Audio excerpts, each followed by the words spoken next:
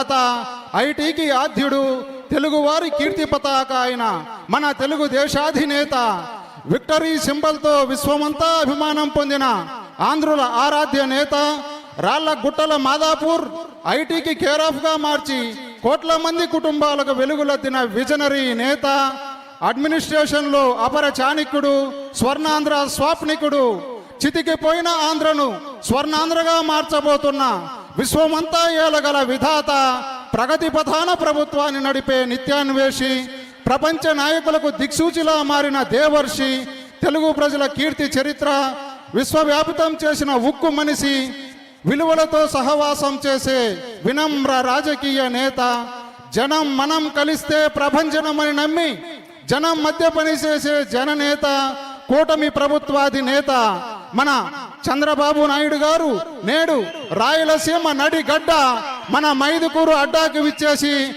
ఎన్టీఆర్ గారి వర్ధంతితో పాటు స్వచ్ఛాంధ్ర కార్యక్రమానికి పూనుకున్నందుకు వందనం, పాదాభివందనం. మీ అందరి కరతాళ ధ్వనులతో సార్కు మరొకసారి ధన్యవాదాలు సార్. Thank you sir.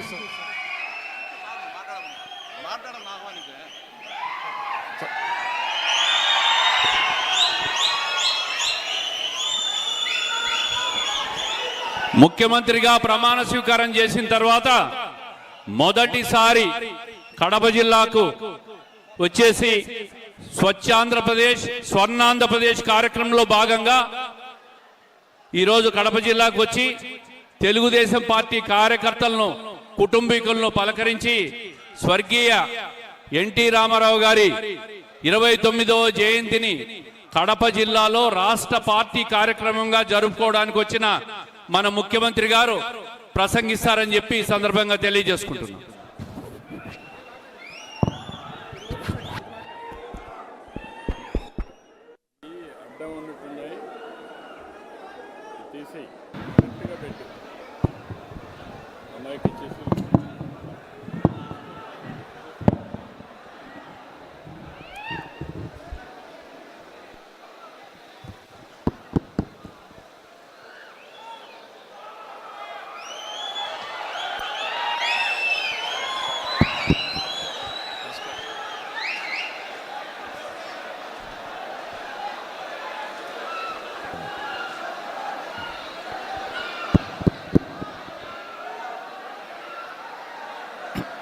గౌరవనీయులు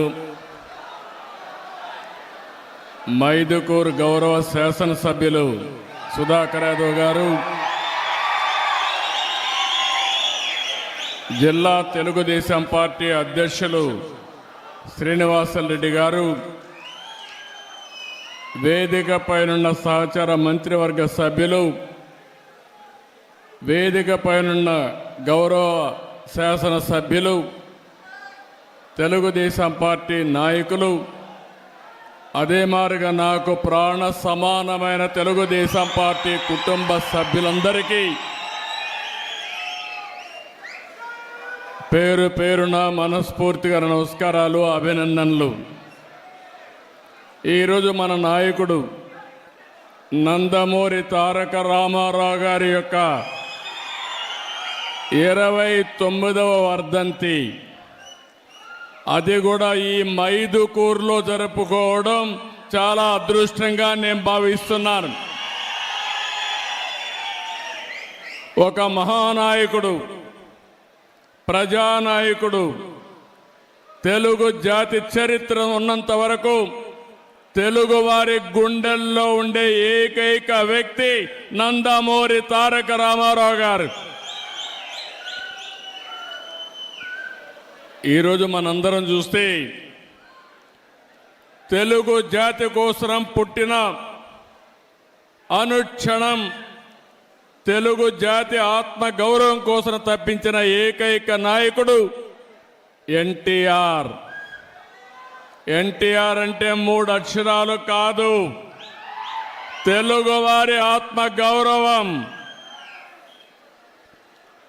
ఇంకొక పక్క మనం చూస్తే పేదవాడి గుండెల్లో తీపి జ్ఞాపకం, బడుగు బలహీన వర్గాల గుండెల్లో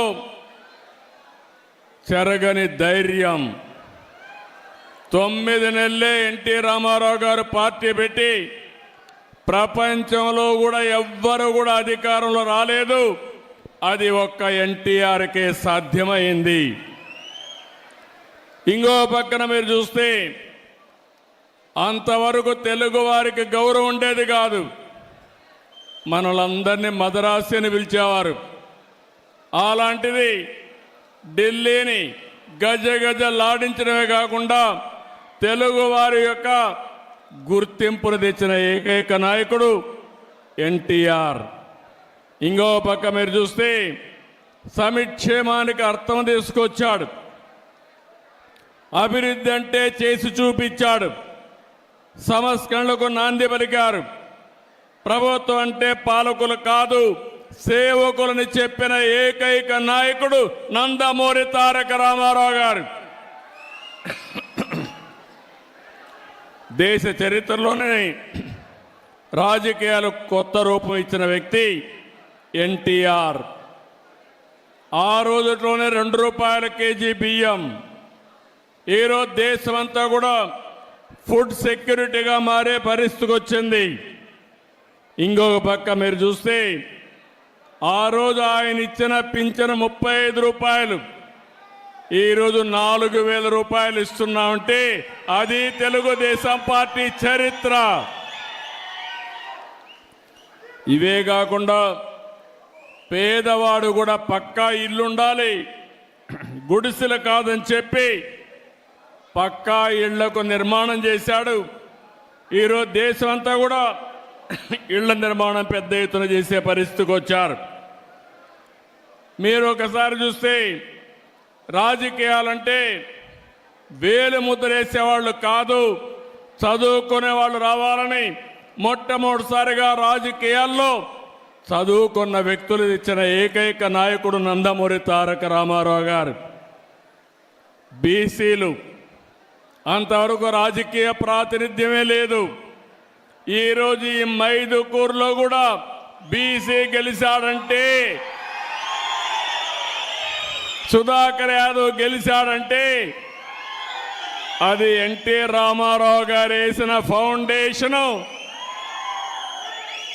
ఈరోజు ఆయన కళ మనం నిజం చేసే పరిస్థితికి వచ్చాం.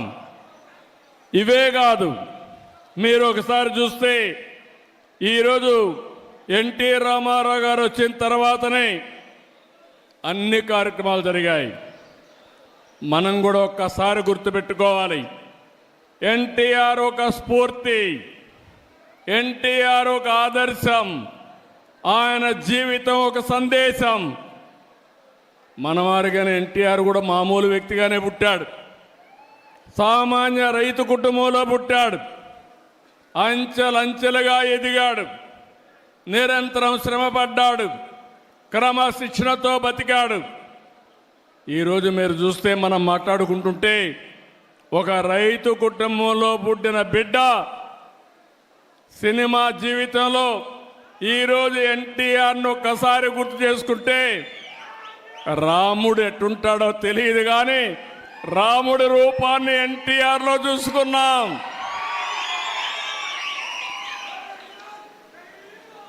ఒక రాముడే కాదు, ఒక శ్రీకృష్ణుడు అంటారు ఎవరికి తెలియదు.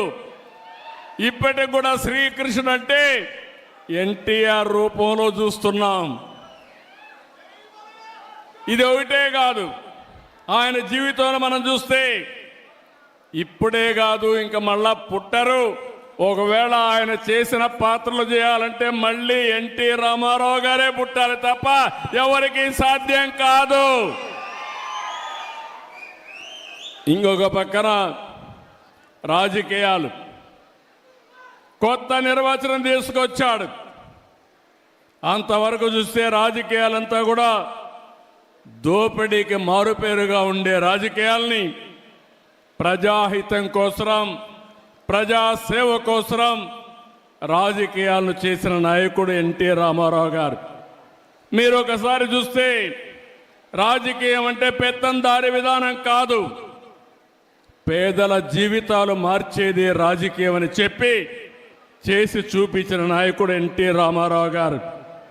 మీరు ఒకసారి చూసినప్పుడు బీసీలకు మొట్టమొదటిసారిగా స్థానిక సంస్థల్లో రిజర్వేషన్లు పెట్టిన వ్యక్తి ఎన్టీఆర్ అని చెప్పి నేను మీకు తెలియజేస్తున్నా.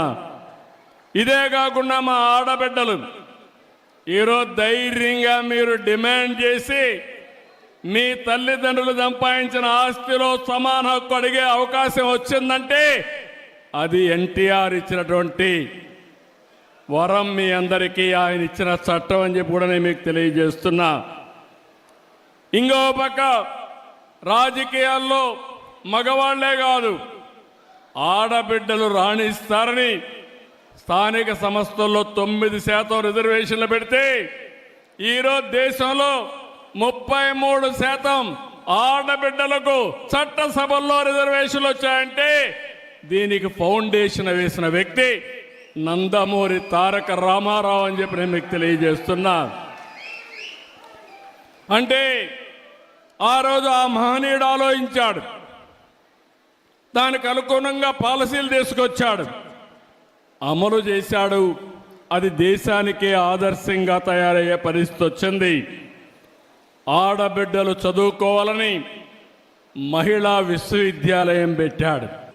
ఎప్పుడు కూడా తెలుగుదేశం పార్టీ ఒక ప్రాంతీయ పార్టీ కానీ జాతీయ భావాలతో పనిచేసిన పార్టీ తెలుగుదేశం పార్టీ.